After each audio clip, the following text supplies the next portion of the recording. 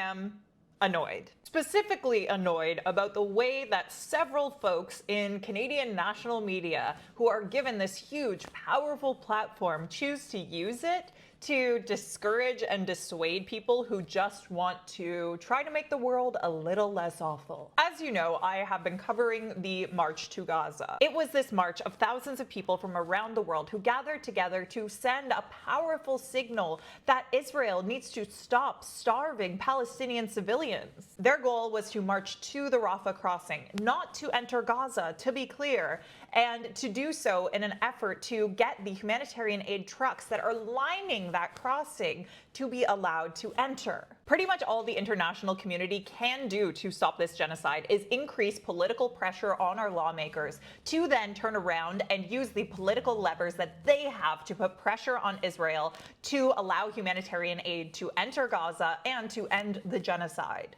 And a massive act of protest is a great way to keep eyeballs on a cause, to put pressure on our politicians, and to just show Gazans that the world isn't taking this lying down, that we're trying, even when our leaders aren't. But then there's people like this. Now, I don't expect much from the National Post when it comes to this genocide. They have been doing everything they can through their op-eds to manufacture consent here. But then you have this article in the Globe and Mail. Whatever your opinions on the Globe and Mail may be, they are not seen as fringe as the National Post, whose op-ed section, frankly, should be seen as more fringe than it currently is. But the Globe and Mail is arguably Canada's paper of record. They do good, reliable journalism.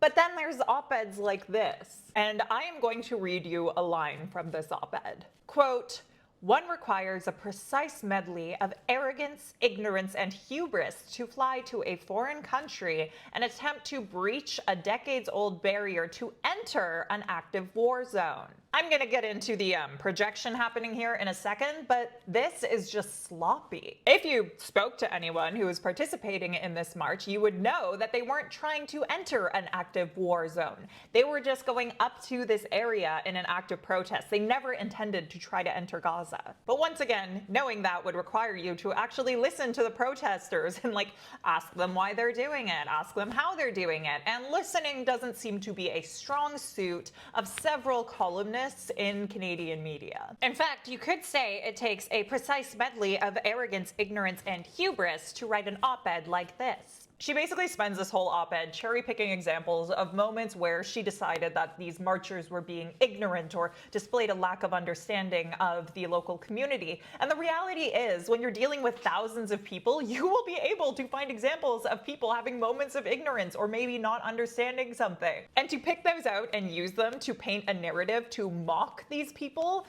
is just foul. So let's do what Robin struggled to do here and actually speak to one of the marchers ourselves. As you know, I have been in touch with Canadian physician Yipeng Ge, who, unlike Robin, has actually been inside Gaza during the genocide and has helped provide humanitarian aid and medical care. Yipeng has been with these marchers. He told me today that around 100 Canadians attended this global march and at least 8 Canadians were arrested, detained, and deported. At least one has had their passport confiscated and it still hasn't been returned. And even though Robin didn't talk to Yipeng, Yipeng was forced to respond to Robin because a CBC journalist who was interviewing Yipeng for 7 minutes about this march took this article from Robin and presented it to Yipeng and asked him to respond. But when CBC read out the quote, which is the same one that I read to you, they didn't fact check it. They just accepted the premise that these people were trying to enter a war zone and they just served it up to Yipeng. I understand wanting to give people the opportunity to respond to criticism, but it is your job as a journalist to not present factually incorrect premises and criticisms as if they are correct. Here's that clip. This famine and starvation that continues to plague the people of Gaza. You know, I just want you to respond because there is some criticism of this march, and there was a Globe and Mail piece written by an opinion piece by Robin Urbach, who said, "One requires a precise medley of arrogance, ignorance, and hubris to fly to a foreign country and attempt to breach a decades-old barrier to enter an active war zone, all while lecturing the Egyptians about freedom of assembly and their obligations to their Muslim brothers and sisters." How do you respond to that going there was arrogant?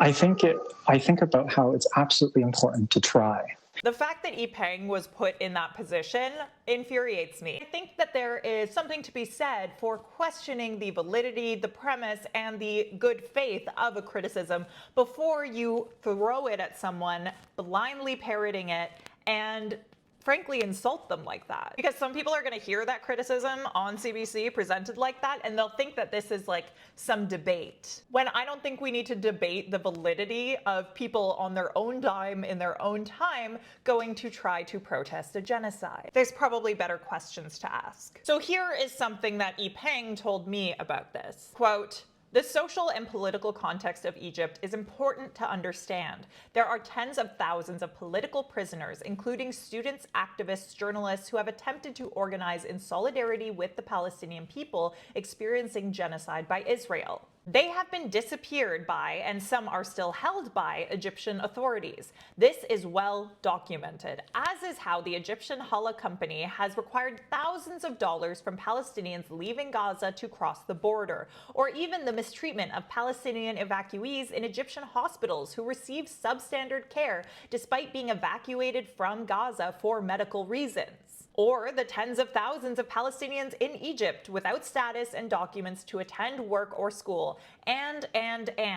This is why understanding the role of your privilege as a foreigner to bring attention to the struggle of Palestinians is so crucial and necessary, and to do it in a way that recenters the Palestinian struggle for liberation." Yipeng also said that he had some other thoughts. Quote, "I've been in Cairo, Egypt for the past week now, reconnecting with friends and colleagues who are doing amazing work. There is great work happening here on the ground, but nothing feels like enough when the genocide in Gaza continues to intensify. With daily massacres at food aid distribution coordinated by the Americans and Israelis, it is completely undignified the way that scarce food aid is given out, nothing in line with humanitarian principles and practices. With 6 weeks of the closure of food distribution centers and community kitchens in Gaza, the famine and starvation is beyond unbearable. This is why people have chosen to do what they can as foreigners from 80 different countries, 4,000 people, for the global march to Gaza. This is why the Tunisian Samud convoy and the Freedom Flotillas attempt to bring aid by land and sea. The international community continues to fail to end famine and stop genocide.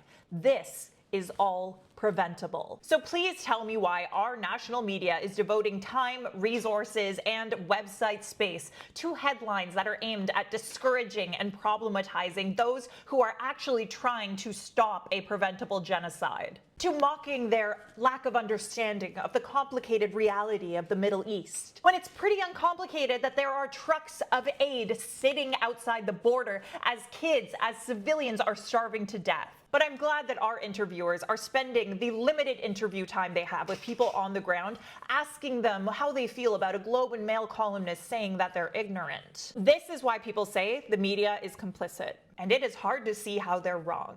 I am so disappointed in Canadian media. To quote Omar El-Akkad, "One day, you'll all have always been against this. But if you want, you could be against it now, because we can still save lives. This is all preventable." But instead, you're focused on preventing that prevention. What do you think of all this?